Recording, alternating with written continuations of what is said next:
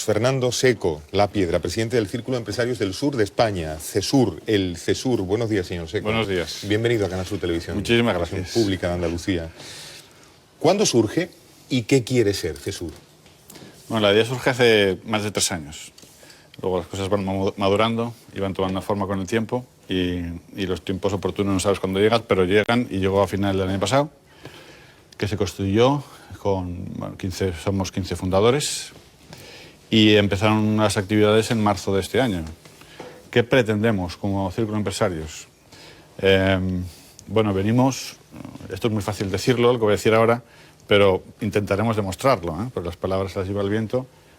Nacemos o queremos nacer o somos independientes, así nos manifestamos, libres porque no pagamos nuestras cuotas o nos financiamos con los recursos que ponen los asociados y lo hacemos porque queremos, por una iniciativa y una preocupación por esta tierra, ¿no? Pretendemos recuperar el buen nombre del empresario, que se queda solo en una parte quizás la peor, pero tiene grandes potencialidades y tiene muchas cosas positivas. Es un hombre que entrega su vida, su trabajo y tiene mucha preocupación social. Y además de eso, que lo hacen todos los círculos empresarios, nosotros somos proactivos y queremos promover que la economía andaluza, del sur de España, fundamentalmente andaluza, lógicamente, que la economía y la sociedad andaluza progrese, mejore. Para eso nosotros lo que hacemos son informes y detectamos dónde podemos ayudar o colaborar o aconsejar a las administraciones y a los empresarios para que se impliquen más. Vamos a ir por partes, Venga, si le parece, señor Seco. A ver, primero, han hablado, la idea se la han contado al presidente de los empresarios de Andalucía, Javier González de Lara. Claro que se la ha contado. ¿Y qué tal con él? ¿Bien? Tenemos una entente cordial. Entente cordial, bien. Bien, ¿no? A ver, son dos principales iniciativas del CESUR, nos ha parecido ver, en las que ustedes están decididos a poner en marcha o están ya poniendo en marcha, sí, dos think tanks, sí, que en España lo hemos traducido como laboratorio de ideas o comités de expertos, sí, en fin.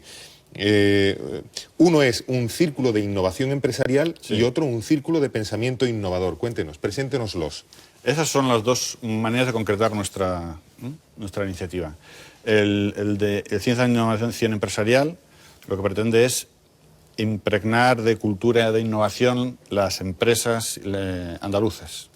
Pensamos que con la innovación introducida en la cultura y en el modo de trabajar y de invertir y de desarrollar, eso generará mucho más empleo y un empleo de calidad y en sectores de futuro y en sectores que den estabilidad a la economía andaluza. ¿Eso cómo lo hacemos? Hay varias vías. Uno, con un foro en el cual pretendemos conocer cómo innovan los mejores del mundo. Del mundo. Es decir, compañías como Boeing, que estuvo aquí la semana pasada, cómo hacen sus procesos de innovación. Compañías como Telefónica, cómo hacen sus procesos de innovación. Compañías como, bueno, no... Todas las que van a venir, todas, van a pasar todas. Entre paréntesis, ¿cuántas empresas se han sumado ya al círculo? Más de 40. Más de 40 empresas ya. Sí, sí. Perdóneme, me ha hecho una introducción del Círculo, sí, de Innovación Empresarial y una introducción nada más del Círculo de Pensamiento Innovador. Nosotros empezamos este think tank hace 20 días con una conferencia de un señor que se llama Javier Gomá, que es un filósofo, sí, y articulista y premio ensayo nacional, hablando a los empresarios sobre ejemplaridad del empresario en la vida pública. Empezamos diciendo, ahí es nada, diciendo, señores, vamos a empezar nosotros, y luego ya seguimos. Lo que seguimos es que queremos innovar en el ámbito de la educación. La educación, todo el mundo tiene muchas cosas que decir, positivas, negativas, etcétera. Nosotros pensamos que se puede mejorar. Y lo que vamos a traer son experiencias de modelos educativos de otros países, lo que ha salido bien, lo que ha salido mal, qué se podría aplicar aquí para mejorar. Yo creo que todo el mundo está de acuerdo en que se puede mejorar la metodología educativa. Y luego, cosas de innovación en el método educativo que también se pueden introducir en nuestro modelo educativo. Entonces, con innovación en economía y con una mejora educativa, que esto es a muy largo plazo, lógicamente, nosotros queremos aportar algo en beneficio de nuestra tierra. Vale, vamos también de nuevo por partes. Con el think tank de innovación empresarial, ¿se preguntan ustedes o plantean ustedes la posibilidad de un cambio de modelo productivo que tanto desde la esfera pública ha sido señalado como conveniente? Bueno, una de las cosas que nosotros cuando queramos decir algo lo queremos decir con un poquito de fundamento. No hemos hecho ningún informe sobre eso. Lo haremos. Lo que a priori sí puedo decir es que cambiar el modelo productivo es una cosa muy grandilocuente. Es decir, nosotros aquí tenemos unas riquezas naturales que tenemos que explotar y no tenemos que cambiar ningún modelo productivo en ese sentido. Lo que sí creo que tenemos que hacer es equilibrar ese modelo productivo. Es decir, a nosotros nos falta industria y tenemos otros sectores económicos como el turismo, como la agricultura, que no son constantes a lo largo del año. Entonces, para equilibrar, necesitamos un poquito más de industria. Por eso hay un empeño en que si ahora mismo la industria en Andalucía supone el 12% del Producto Interior Bruto, que suba hasta el 20%. Y eso tiene mucho sentido y en eso estamos absolutamente de acuerdo la Administración, los empresarios y todos. A ver, una de las necesidades, dicen ustedes, para la innovación empresarial es un apoyo público decidido y eficaz. Hay bastante referencia a la esfera pública en el planteamiento que hace el Círculo de Empresarios del Sur de España. Pero díganos, ¿hay sectores en la economía que se plantean remover a mejor? ¿Hay sectores como la sanidad y la educación que deben quedar sustancialmente fuera del ámbito mercantil empresarial privado? Sanidad. Eso tiene vamos a ver. Le pregunto. ¿Es una pregunta política? ¿Es una pregunta empresarial? ¿Es una pregunta de qué tipo? Es una pregunta, lo primero. Eso es verdad. Usted le pone el apellido como quiera. Yo le pregunto, ¿se plantean remover sectores económicos? Sí. ¿Esos sectores económicos incluyen la sanidad y la educación como ámbitos para el negocio privado como cualesquiera otros? Sanidad, hay un sector, el sector sanitario en Andalucía está creciendo muchísimo. El privado, muchísimo. Y el público, todos sabemos que tenemos un sistema público andaluz de sanitario bastante bueno. Yo ahí no tengo nada que decir ahora mismo. Si llega el momento, hacemos un informe, que es posible que lo hagamos, pues lo diremos y podemos decir chapó, o se puede mejorar esto o lo otro. Nosotros no vamos en contra de nadie, solo faltaba. Vamos a intentar ayudar. ¿Y quién decide? Tenemos que contar con el gobierno andaluz. Lo mismo que el gobierno andaluz tiene que contar con los ejecutores del día a día, que son, en este caso, pues los empresarios. En la educación, nosotros nos dirigimos fundamentalmente a la educación pública. O sea, nosotros queremos dirigirnos fundamentalmente a la educación pública. Concertada y privada también. Pero juntarla. Yo creo que hay que juntarla porque cada uno pensamos que cada uno va a lo suyo. Y es muy importante aprender cada uno del otro, ¿no? Vuelve usted a hacer referencia al segundo think tank y me refiero a esto último que usted vuelve a subrayar. Dicen con ese círculo de pensamiento innovador que quieren promover que Andalucía tenga un sistema educativo eficaz, dice su presentación. Sí. La pregunta, dice usted, siempre en conexión con la educación pública. Le pregunto, ¿tiene a su juicio Andalucía un sistema educativo público eficaz? Por sus resultados los conoceréis. Que seguramente esos señores lo saben mejor que yo. Niveles de abandono en que estamos, bastante elevado, creo. Solo por ese dato. El PISA es un informe que se puede hablar muchísimo, yo tampoco lo conozco en profundidad. Habrá cosas buenas y habrá cosas que no son exactas, pero bueno, tampoco salimos muy bien parados. Ahora Andalucía y España, ¿eh? O sea que no. Entonces, ¿mejorable? Yo creo que es mejorable. Y si alguien se cree satisfecho con lo que hay, creo que no es buena señal. A ver, se plantean, eso está quizá de nuevo en el ámbito del primer think tank, el de la innovación empresarial, ¿se plantean alguna sistemática colaboración con las universidades? Sí, sí, pero estamos empezando, nosotros los informes los estamos haciendo con consultoras internacionales. Los 4 grandes que hay en España y en el mundo, y con escuelas de negocio, ahora mismo, ¿eh? Y en un segundo paso lo haremos con universidades, sí. ¿Por qué no lo hemos hecho antes? ¿O por qué no empezamos con ellos? Yo he trabajado también antes con universidades y las experiencias que son un poquito lentas, ¿no? O igual nosotros somos un poco impacientes, ¿no? También puede ser, entonces, pero bueno, ¿Ha contado llegará. su idea al consejero de Economía y Conocimiento, Antonio Ramírez de Arellano? Bueno, se la he esbozado. Al consejero de Empleo e Innovación la conoce perfectamente. Y el de Economía la ha esbozado. Precisamente tenemos pendiente vernos para contarle más detenidamente todo esto. Antes hablaba usted de de las formas de participación, de la autogestión, digamos, o la autofinanciación del CESUR, ¿verdad? Sí. Cuentan ustedes con hasta 4 modelos o formas de participación, ¿no? Sí. Nos ha dicho que hay como 40 empresas ya incorporadas Sí. al círculo. Para ser empresa socio patrono, por ejemplo, hay que aportar entre 10.000 y 20.000 euros al año, ¿correcto? Correcto. Ajá. Claro, y en una comunidad autónoma donde un enorme porcentaje del tejido empresarial es pequeño o mediano, 10.000 euros al año no es mucho dinero para ser socio patrono del CESUR. Para una empresa grande no, Comprendo. que es generalmente los que serán patrono. Para una empresa mediana, según niveles de facturación, uno aporta una cantidad, pero no está cerrada, ni mucho menos, a empresas pequeñas. Tenemos hasta alguna spin-off que ha sido de la universidad y que con el tiempo ha ido creciendo y lo tenemos. No está cerrado a... Y el dinero no será problema. Que nadie se ponga nervioso. Bueno, y están ustedes ya en plena actividad, ¿no? Ya Absolutamente. hemos visto que han tenido al representante de Boeing dando conferencia, ¿no? De Boeing, de Abengoa, de Telefónica, de Google, Europa, y seguirán pasando.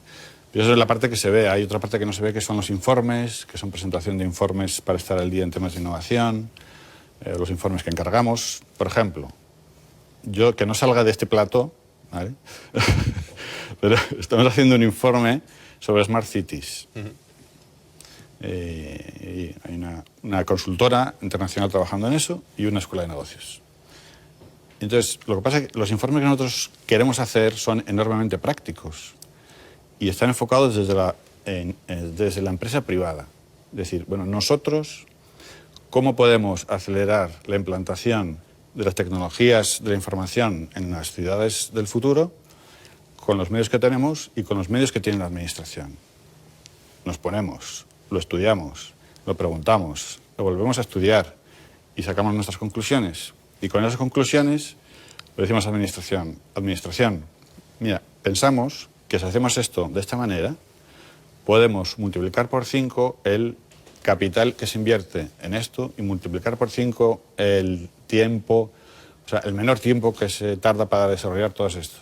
¿Eso qué significa? Significa, si coincidimos las dos partes, mayor empleo, significa mayor calidad de vida, en fin, eso es lo que buscamos. Si es que... Le preguntan, señor Seco, si le parece también en nuestra mesa, ¿vale? Adelante. Empezamos por Antonio Avendaño.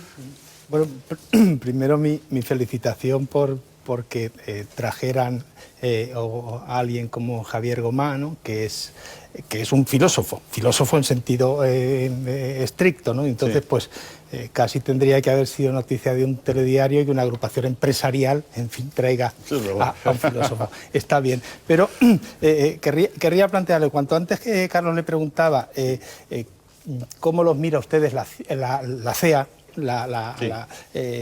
ha hablado de entente cordiales, no ha entrado en detalles, me ha dado la impresión, pero no sé si soy mal pensado, de que, pues en fin, que los miran quizá en cierta medida como competidores, o el hecho de que una de sus banderas sea que ustedes se autofinancian, sí. O quizá a la CEA la deja en peor lugar. ¿He leído bien entre líneas o no? ¿O se llevan estupendo? No, bueno, eso habría que preguntárselo a ellos. Yo me llevo estupendamente con ellos. Y de hecho hay socios nuestros que están también en la CEA y otros socios que no están en la CEA.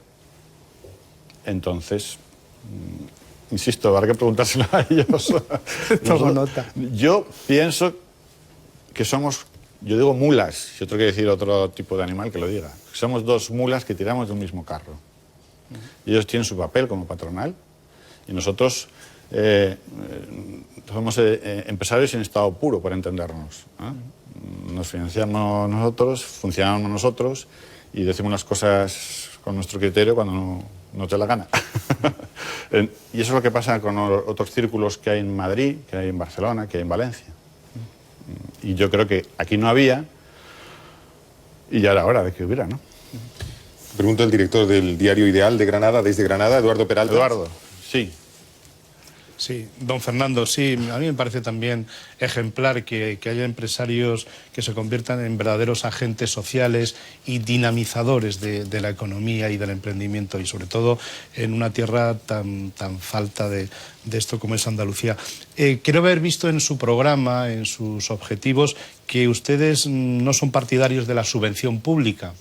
Y es verdad que ha habido fracasos y abusos estrepitosos en ese campo, en esa materia, pero quizá no es menos cierto que también desde lo público se puede pegar un primer impulso, se puede ser motor y luego, bueno, recuperar las inversiones, etcétera, pero ser el punto de salida para muchos emprendedores, sobre todo pequeños y que no tienen la suficiente financiación. Sí, no, si ha entendido que no somos partidarios de la subvención pública, igual nos hemos expresado mal en eso. No sé si lo dice en algún sitio así expresamente. Que nosotros no pidamos subvenciones públicas es distinto de que no estemos a favor de una serie de subvenciones que efectivamente en los momentos iniciales de una empresa pues realmente vienen muy bien. En cualquier actividad inicial vienen muy bien. Nosotros no hemos tenido ninguna subvención para empezar aquí, pero bueno, todavía debemos dinero de los comienzos.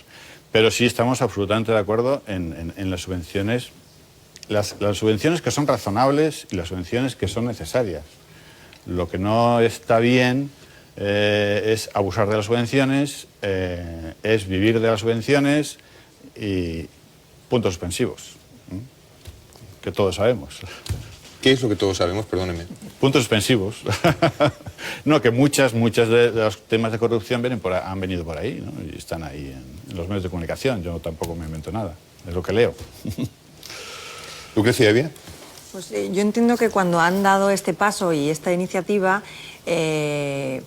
tendrán, aunque no tengan los informes exhaustivos, sí tendrán un primer diagnóstico de lo que se han encontrado para, digamos, detectar esta necesidad, ¿no? O sea, ¿qué diagnóstico tienen, aunque sea somero, de lo que han encontrado en Andalucía? Y luego también quería formularle otra pregunta, si como círculo empresarial aspiran a representar algún tipo de papel dentro del diálogo social, ¿no?, entre lo que serían las administraciones, los trabajadores, los empresarios, y cuál sería ese papel, cómo definiría en ese caso. Ya. Son dos preguntas amplias. Tómese su tiempo. Vamos a ver. Diagnóstico que nos hemos encontrado para tomar esta decisión, ¿sí? Bueno, como decía, es una idea que venía de hace 3 años, pero también la venía escuchando desde hacía más años. La necesidad de que surgiera un círculo de empresarios, eso, más, no sé, no sujeto a nada, ni a nadie. Eso por un lado. La situación de crisis, es verdad, que ha motivado mucha toma de decisiones. Y la situación de crisis nacional, y que lógicamente aquí también nos ha afectado, pues también nos ha llevado a eso. Entonces, un déficit en el diagnóstico, un déficit en la innovación, eso es verdad, un déficit en la cultura de innovación, en la cultura de emprendimiento, que hay mucha gente que gracias a Dios ahora también está entrando por ese, o desde hace tiempo está entrando por esa cultura de emprendimiento, hasta en las escuelas, lo cual es positivo, que ya hay una asignatura, me parece, que es cultura del emprendimiento, y eso está muy bien. Diagnóstico, más diagnósticos, nivel de paro, de aquí, más elevado. Efectivamente, la estructura productiva, por esa falta de equilibrio, tenemos ese mayor paro. La educación influye muchísimo en los niveles de paro y por eso pensamos que hay que mejorar el modelo educativo. Que no es cambiar, aquí, ojo, nosotros no pretendemos aquí cambiar como si fuéramos que no tenemos la varita para nada. Nosotros lo estudiaremos, lo compartiremos y lo propondremos. Entonces, ese es el diagnóstico, que realmente, bueno, pues es el que es. Papel en el diálogo social. La patronal tiene ese mandato. La COE, la CEA, tiene ese mandato. No pretendemos sustituir a la CEA en ese punto, porque, insisto, es su papel. Si en un momento dado pues la CEA no cumple con ese papel, pues hablaremos con ellos pero vamos, espero que no suceda, porque tampoco hemos nacido para sustituir a la CEA. Eso no quita que hablemos con la CEA y con Javier, porque bueno, pues para las cosas grandes pues siempre coincidiremos, los grandes principios, los grandes objetivos, seguramente. Y eso no quita que hable yo con Paco Carbonero, que estuvo aquí esta semana, ¿no? Sí. Y con Carmen Castilla, que estuvo aquí ayer, de Comisiones y UGT, a quienes conozco y me llevo estupendamente y muy bien. O sea, desde fuera del sistema estamos muy cómodos. Y cuando tengamos que entrar, estaremos muy cómodos, pero volveremos a salir. O sea, para aportar lo que tengamos que aportar. Es decir, que no sé si me explico. Es implanteable, yo necesitaría alguna explicación más. Mire usted, ¿es implanteable una integración en la CEA del CESUR?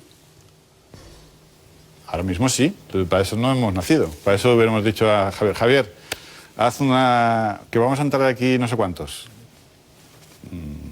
No sé. La Confederación de Empresarios de Andalucía es una representación institucional del empresariado andaluz, de las iniciativas empresariales andaluzas. ¿Ustedes qué son si no una iniciativa empresarial andaluza? Sí, pero no. Lo mismo que hay dos sindicatos. ¿No hay dos sindicatos? Sí. ¿No hay varios partidos políticos? Esa es otra patronal, para entendernos. ¿No hay varios partidos políticos? Sí. ¿No hay varios modelos educativos? No sé, hay muchos modelos de todo. Pues también en el ámbito empresarial. O sea, nosotros coincidiremos en los puntos principales, lógicamente. Pero en los modos de llevarlos a cabo no tenemos por qué coincidir. Oye, y encantados de la vida, que no... Dicen ustedes que son empresarios en estado puro, sin embargo tienen mucha aportación, digamos, de contenido público, ¿no? Porque se refieren ustedes a la necesidad de una educación de calidad, lo cual está haciendo una observación, digamos, de gestión de lo público en Andalucía con una presencia determinada, criticable o no, más o menos criticable. Pero yo le pregunto, la última hoja de su presentación, esta a la que hemos accedido a través de la página web del propio CESUR, dice: el futuro de la empresa pasa por la innovación, el futuro de la sociedad pasa por la educación de calidad, y ha antepuesto: no podemos dejar esta tarea inmensa solo en manos de las administraciones públicas. Pero tendrán ustedes que habilitar una especie de adaptación a lo que es la gestión cotidiana de las administraciones públicas en la realidad social a la que se dirigen, que es la andaluza, ¿no? Tendrán que adaptarse un poco a terminología que no es solo la suya. Por supuesto. Quiero decir, ahí dice solo.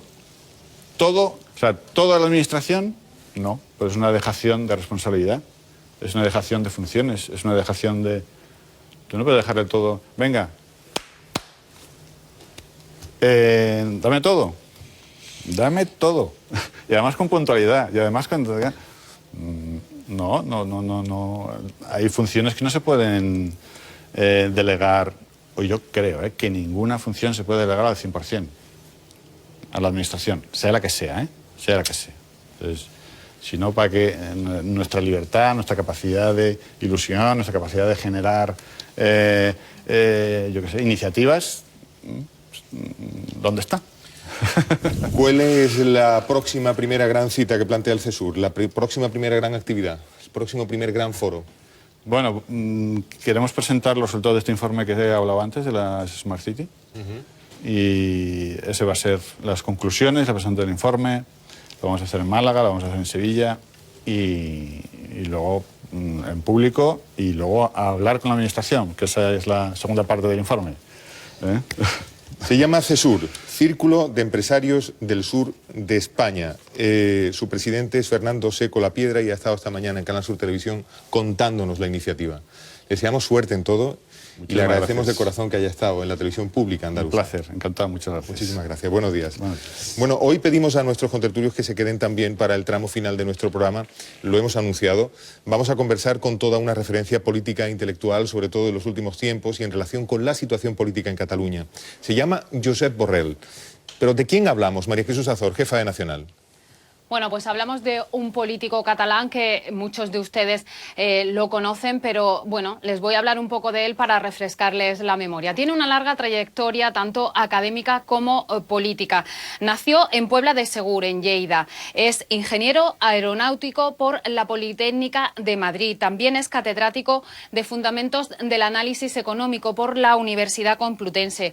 Doctor en Ciencias Económicas. Tiene varios máster, como por ejemplo en Investigación Operativa por la Universidad Estadounidense de Stanford y también por el Instituto Francés del Petróleo en París. Para traerlo más hacia nosotros, hacia Andalucía, forma parte del Comité de Auditoría de la empresa internacional sevillana Abengoa. En cuanto a su trayectoria política, pues comentaros que siempre ha sido en las filas socialistas y que ha pasado por diversos cargos. Por ejemplo, en el gobierno de Felipe González ocupó distintos cargos en el Ministerio de Hacienda, fue secretario de Estado y también fue ministro de Obras Públicas, Transportes, Telecomunicaciones y Medio Ambiente. En el seno de su partido participó en las primeras primarias socialistas, unas primarias en las que compitió con el entonces secretario general de los socialistas, con Joaquín Almunia.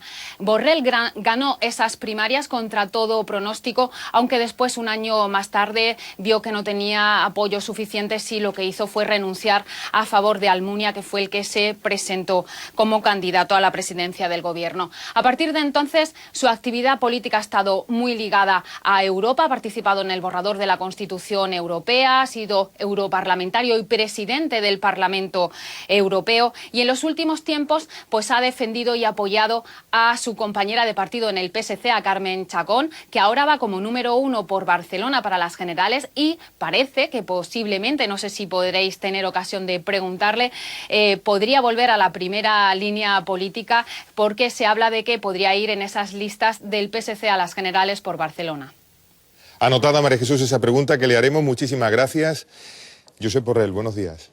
Hola, buenos días. Bienvenido a Canal Sur Televisión. Muchas gracias. Permítame y perdóneme el empleo, no del prefijo, pero sí del adjetivo ex, dicho con la mayor apuesta de corazón hacia futuro, para llamarle expresidente del Parlamento Europeo, para llamarle exministro, exsecretario de Estado de Hacienda. ¿Puede ser que hace 25 años fuese usted secretario de Estado de Hacienda? Debe ser incluso así, más, ¿no?, que eso, ¿no? Porque hay que remontarse al año 83. Fíjese usted, yo creo que incluso más, ¿no? Pero yo preguntaba por un momento concreto en el que tal vez una televisión pública, la televisión pública de Andalucía, Canal Sur Televisión, requirió hacerle preguntas en directo desde un informativo de la noche hace 25 años. ¿Y puede ser que el que conducía aquel informativo y le preguntaba le esté preguntando hoy? Sí, puede ser. Sí, pues eso conserva usted muy bien en ese caso. No, hemos evitado la imagen de la nostalgia, sobre todo porque uno está igual, es verdad, pero usted tenía el pelo bastante más oscuro. Tenía bastante más pelo incluso. Sí, bueno, le agradecemos mucho que esté en Canal Sur esta mañana. Tendrían ustedes que explicarlo, le dijo aquel amigo americano de la Universidad de Baltimore, citado como empuje final para escribir las cuentas y los cuentos de la independencia. Y sí, ustedes lo explicaron, ustedes se pusieron y lo explicaron. Pero le doy dos opciones, señor Borrell. ¿Ha sido demasiado tarde y han estado demasiado solos o ha sido a punto de ser demasiado tarde? Ha sido un poco tarde, digamos, ¿no? Seguramente esas cosas hubiesen debido explicarse por más gente mucho antes, pero por más gente, ¿no? En Cataluña hay en los últimos años una espiral del silencio, ¿no? Las voces contrarias al independentismo se callan o se les calla. Yo mismo estoy encantado de estar aquí, pero no he podido estar en TV3, que se ha negado a tratar de este libro antes de las elecciones y se sigue negando. Y es difícil remar contra corriente y explicar las cosas de manera que vaya en contra de la tesis oficial de que la independencia sería estupenda porque nos daría mucho dinero y nos liberaríamos de la opresión que sufrimos, etc., cuesta. Y bueno, probablemente también ha llegado a tiempo. Quizá escrito un año antes no hubiera despertado el interés que ha despertado ahora, porque la ocasión era muy buena, ¿no? Unas elecciones que el señor Mas planteó en términos de plebiscito y que ha perdido, por cierto. Era el momento en que quizá había más interés en saber cuáles eran las razones por las cuales había que estar a favor o en contra de la independencia. Ha perdido el plebiscito, es cierto, aunque no termina de ser reconocido por Junts pel Sí, pero ha perdido el plebiscito. No lo reconocen en absoluto, no es que no terminan de reconocerlo, es que siguen diciendo que lo han ganado, ¿no?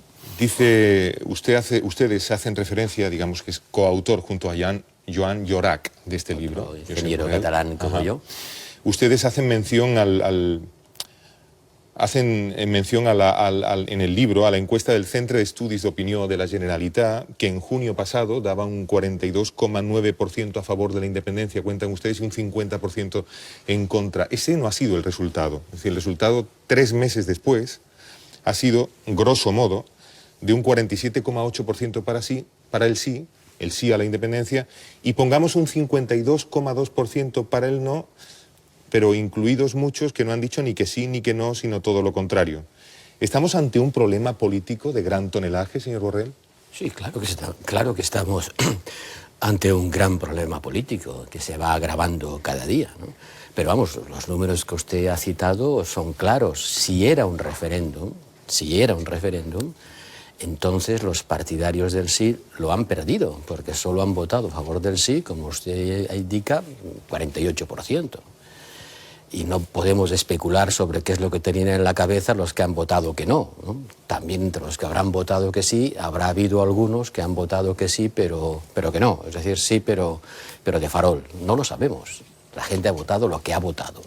Y lo que han votado es que no hay una mayoría a favor de la independencia. Eso no quiere decir que no tengamos un problema político. Claro que lo tenemos. El independentismo es, como decimos en nuestro libro, hegemónico. Es la voz dominante en todas partes, cultural, mediáticamente, económicamente, sociológicamente. Si uno escucha lo que se dice, da la sensación de que en Cataluña todos son independentistas. Pero luego, a la hora de la verdad, se constata en las urnas que no lo son. Pero han ganado las elecciones. Pero hegemonía no es mayoría. Hegemonía no es mayoría, y es lo que ha pasado ahora. Hegemonía no es mayoría. Ahora, si no eran un referéndum, sino que eran unas elecciones normales, para escoger un parlamento que a su vez escoge un presidente, entonces las han ganado. Claro, las han ganado. Las han ganado porque el sistema electoral que hay en Cataluña es un sistema que prima muchísimo a las provincias poco pobladas, provincias rurales, donde el independentismo ahí sí que es mayoritario. ¿Cómo de importante es que Artur Mas consiga o no seguir siendo presidente? Me imagino que para él es muy importante, ¿no? Pero para lo que nos estamos jugando no tiene demasiada importancia, ¿no? El señor Mas siempre acaba ganando o perdiendo, ¿no? En el 2012 convoca unas elecciones porque cree que va a tener mayoría absoluta y es un fracaso absoluto y se queda en manos de Esquerra Republicana. Depende a partir de ese momento de un partido a la izquierda del suyo. Y ahora las vuelve a convocar creyendo que las va a ganar, y ahora se queda en manos de la CUP. O sea, va de mejor en mejor. Este chico promete, porque cada vez que convoca unas elecciones las pierde y se queda en manos de una fuerza cada vez más diferente de la suya. Pero al final hasta las acaba ingeniando para que siga siendo el presidente. Puede ocurrir eso también. Pues eso le iba a preguntar. ¿Ha visto lo que la conferencia política coral de la CUP, la candidatura de Unitat Popular en la Pompeu Fabra de Barcelona? Hablemos del qué y no del quién. Y yo le iba a preguntar si tiene alguna duda que Artur Mas puede renunciar a su corbata, vestir con camiseta, declararse antisistema y todo para seguir siendo el presidente. Y, en fin, si esto va así, ¿cómo va a pararse esto? ¿Hacia dónde va el conflicto en Cataluña?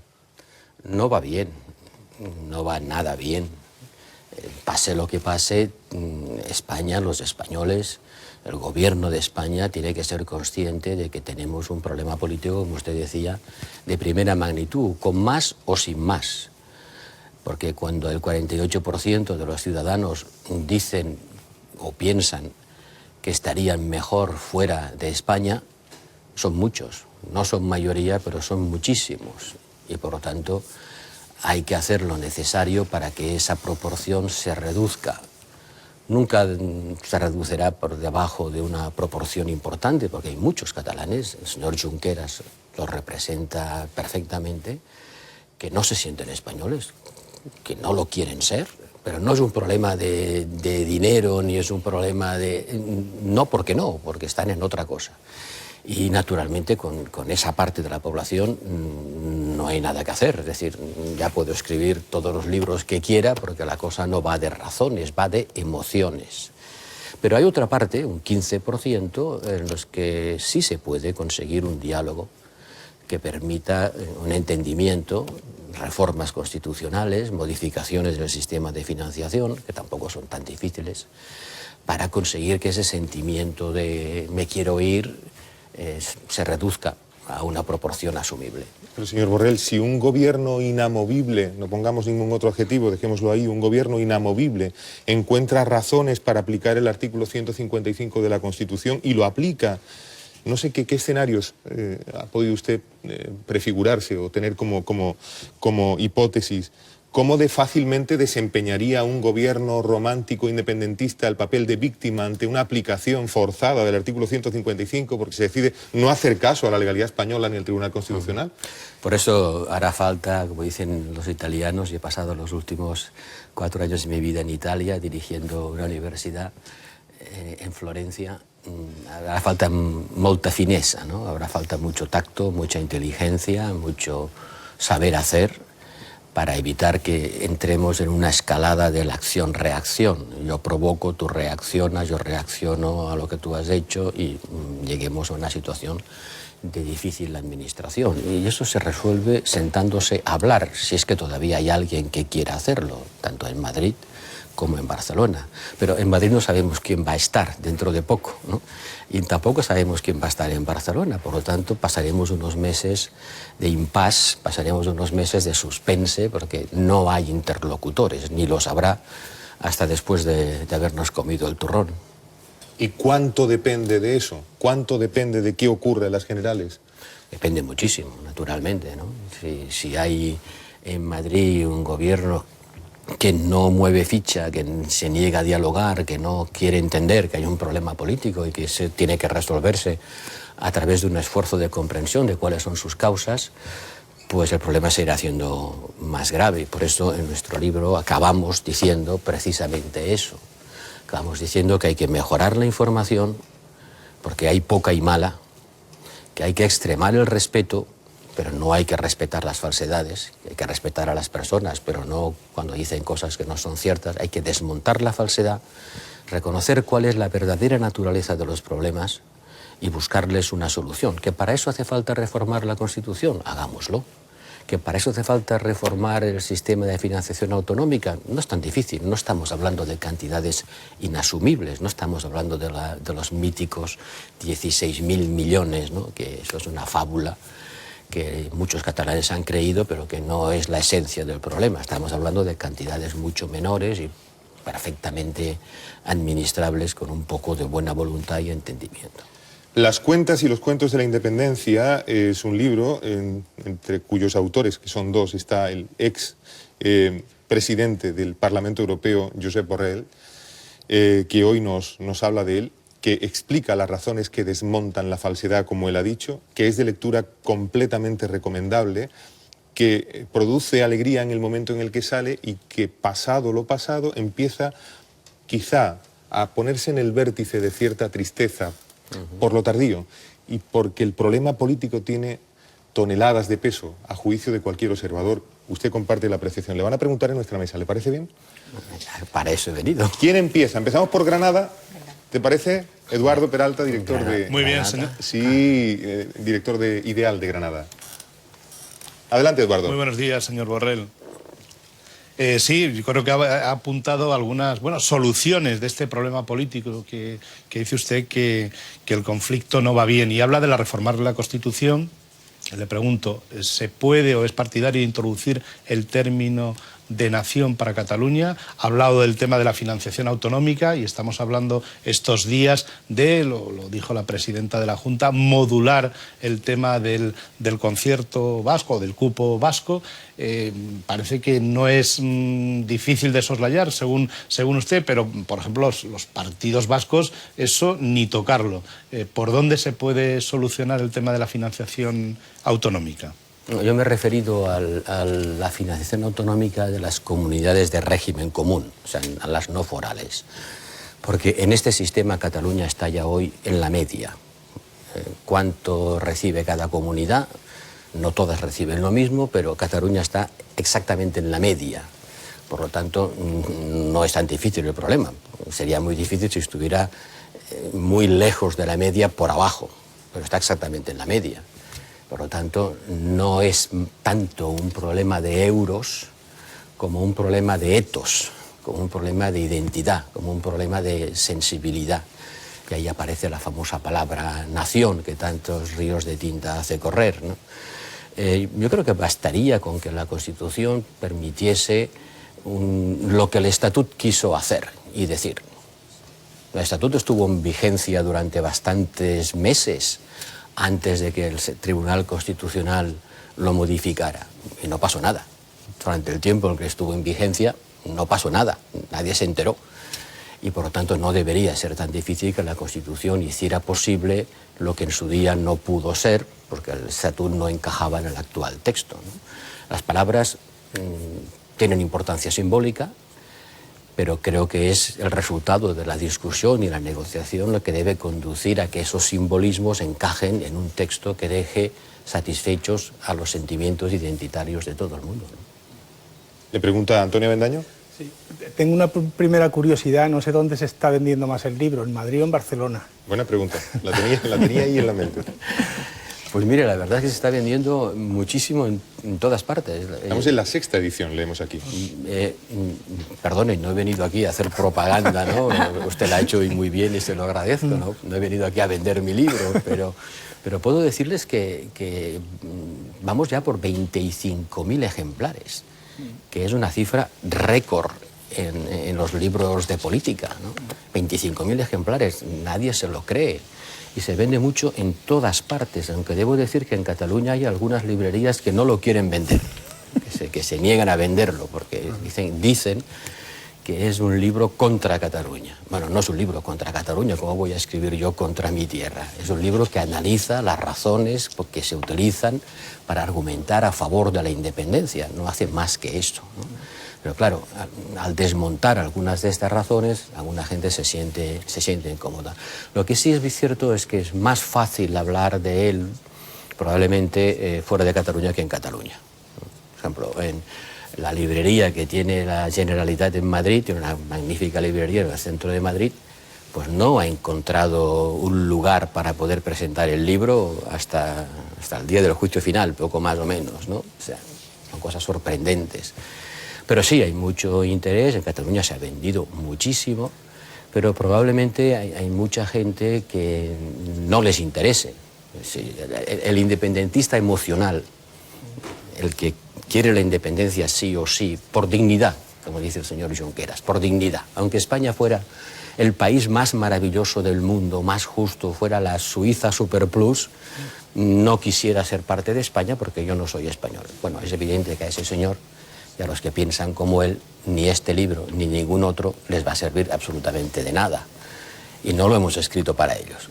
Lo hemos escrito para la gente que quiere saber, en los argumentos que se dan, qué hay de verdad y qué hay de, voy a decir, no verdad, para evitar palabras que puedan sonar agraviantes. ¿Qué es lo que no es cierto en lo que se dice para defender la independencia? Y lo hemos hecho de una manera que no es tu opinión contra la mía, no es que tú digas A y yo digo B, sino que cuando tú dices A, vamos a ver, y hoy es fácil con Google, en las páginas web, vamos a ver qué se dice para poder contrastar si lo que tú dices es o no es cierto, ¿no? Y ese es el mérito es decir, oiga, usted dice, por ejemplo, que en Alemania han bajado el gasto militar un 40% en los últimos años, pues vamos a ir a la página web del Ministerio de Defensa alemán y veremos que eso no es cierto. Usted dice que Cataluña sería miembro de la OTAN y eso le sería muy barato y que gastaría muy poco en defensa porque sería miembro de la OTAN. Vamos a ver cuánto cuesta ser miembro de la OTAN.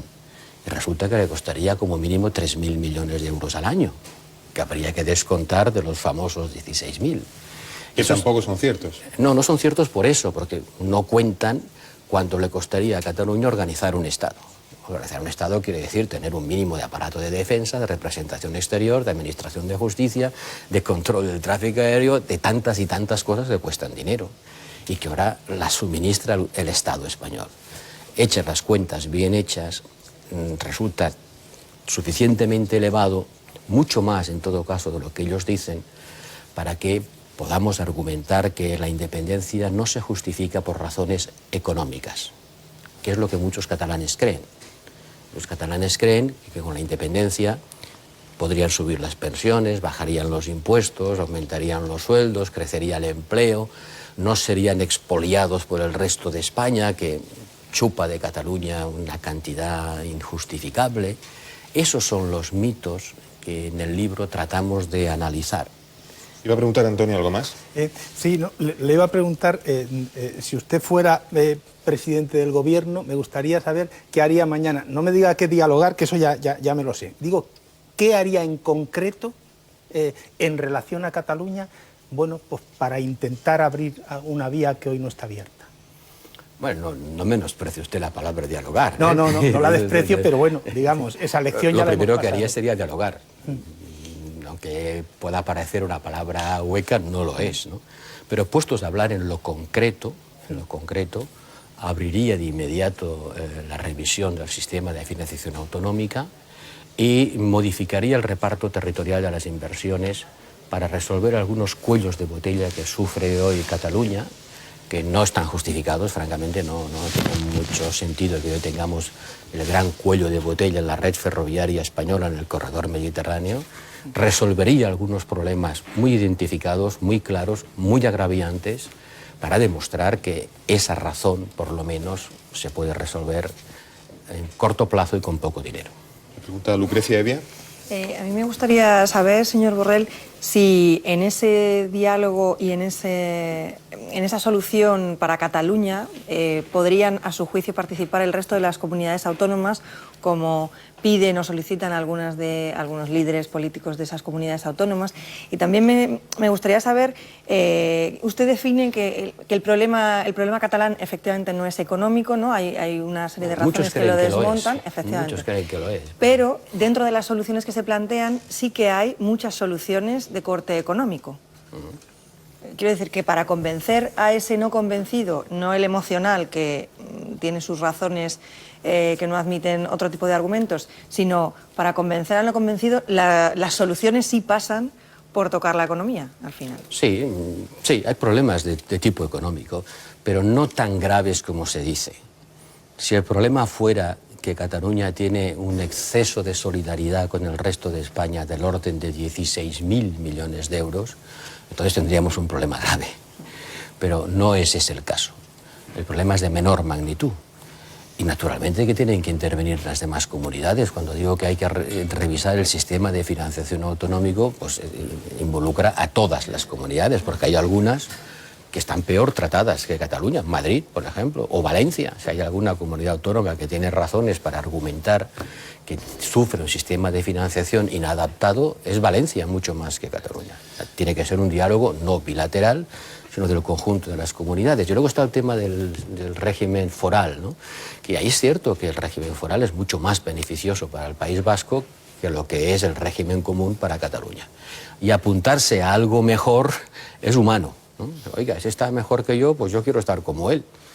Pero esta no es una solución viable. Si todas las comunidades ricas de España se apuntan al sistema foral, la hacienda del Estado quiebra. La solución no es llevar los ricos a la foralidad, sino aproximar la foralidad al régimen común. Y eso naturalmente no es fácil, pero no es imposible, mientras que lo otro Es imposible. Estamos ya sin tiempo, es una pena porque tantas ganas de hablar con usted y tantos temas. Le hubiéramos preguntado quién ha tenido la culpa de todo esto. El otro día usted ha hablado del estatuto, a un representante de la lista del Partido Popular en Cataluña le recordábamos. ¿Recordaba usted cuando se acercaban al oído a decirle que teníamos miedo de votar a favor del PP, pero que íbamos a hacerlo? ¿Recordó usted la campaña contra el estatuto? A usted yo le habría preguntado, ¿recuerda la recusación de Pablo Pérez Trems en el Constitucional? ¿Eso fue un gol que le marcaron a alguien que no podía recibir goles de ese calibre? Por cierto, el presidente era José Luis Rodríguez Zapatero. La historia del estatuto es una historia triste del principio al fin, no solamente por este episodio. Creo que no resolvió el problema, sino que lo agravó y debe ser una experiencia para futuras modificaciones. No se puede someter un estatuto a referéndum y a continuación decir que ese estatuto no valía. Es como si usted se compra un coche y le pasa la ITV después de comprarlo. Entre uno y otro está la recusación de este magistrado que le decía. Pues sí, es un episodio más de los muchos que debieron evitarse, porque eso desprestigió al Tribunal Constitucional. Es un placer hablar con usted. Muchas gracias. Esperábamos que paralizara un poco el tiempo, pero no lo ha hecho. Al tempus fugit, como usted dice, hace 25 años. 25 años y estos minutos. Ha sido un placer, de verdad. Muchísimas gracias por estar esta mañana en Canal Sur Televisión. Queda la pregunta de María Jesús, ¿eh? Sí, la pregunta de María Jesús. ¿Vuelve a la política activa? ¿Por qué? No, eso respóndamelo usted. ¿Por qué? Pues porque le necesitamos, porque le queremos, porque muchos le quieren, porque... Que me quieren, estoy encantado de saberlo, porque me necesiten, seguro que no. Mire, habría que entender que es posible participar en el debate político sin querer tener un cargo político. Que el debate político no solo entre los políticos, sino entre los ciudadanos. Que tengan algo que aportar, cada uno desde su lugar, su profesión, su trabajo. Yo no he escrito eso para que me hagan diputado otra vez, ¿eh? Es un gran honor ser diputado. Pero ¿no sería bueno entender que en el debate político se puede participar sin pretender por eso acceder a un cargo político? Gracias por estar esta mañana, señor Borrell, en Canal Sur Televisión. Querida Maripaz Oliver, perdónanos, es que nos gustaba mucho la conversación. Vamos con una actualización de lo fundamental de nuestro relato.